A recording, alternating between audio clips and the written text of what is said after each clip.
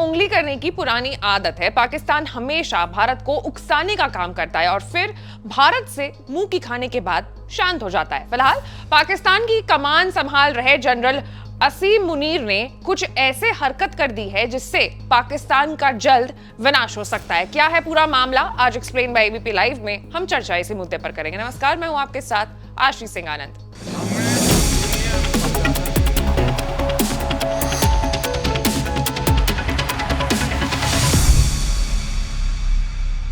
General Asim Munir जिस हिसाब से पाकिस्तान को चला रहे हैं वो बिल्कुल भी ठीक नहीं है।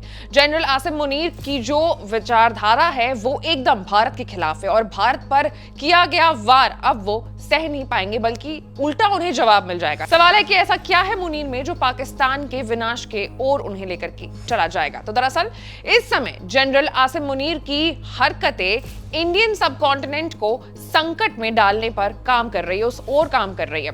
ऑपरेशन सिंदूर के दौरान बंकर में छिपने वाले आसिम मुनीर इस वक्त नीतियों और कर्तव्यों के मामले में बिल्कुल फुस साबित होते नजर आ रहे हैं। उन्होंने ना तो मौजूदा भू राजनीतिक परिस्थितियों की समझ है और ना ही कर्जे में डूब रहे पाकिस्तान के फाइनेंशियल हैसियत की समझ है। अगर हरकतों को ध्यान में रखा जाए तो इस वक्त आसिम मुनीर बिल्कुल जनरल जिया उल हक के नक्शे कदम पर चल रहे हैं। आपको बता दें कि जनरल मोहम्मद जिया उल हक पाकिस्तान के चौथे फौजी तानाशाह और छठे राष्ट्रपति थे। अब जनरल मोहम्मद जिया उल हक जैसे थे उसी नक्शे कदम पर मुनीर भी हैं। आपको बता दें कि मुनीर खुद को हाफिज़े कुरान बताते हैं। हाफिज़े कुरान का मतलब ये होता है कि एक इंसान जिसने कुरान को कंठस्थ कर लिया हो।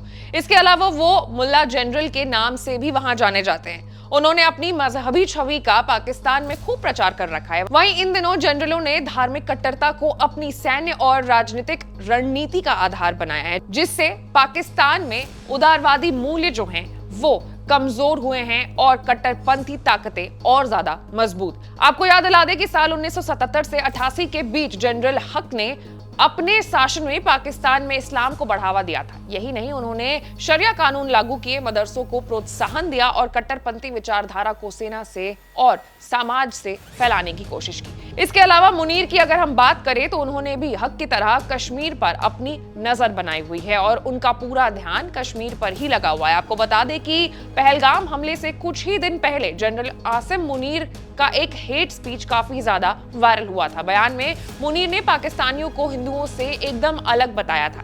इस दौरान उन्होंने कश्मीर को पाकिस्तान के गले की नस बताई थी। जनरल मुनीर ने इसी सम्मेलन में द्विराष्ट्रीय सिद्धांत का समर्थन किया था और कहा था कि हिंदू और मुसलमान एक दूसरे से बहुत अलग हैं। मुनीर ने कहा था कि कश्मीर हमारे गले की नस है और रहेगा।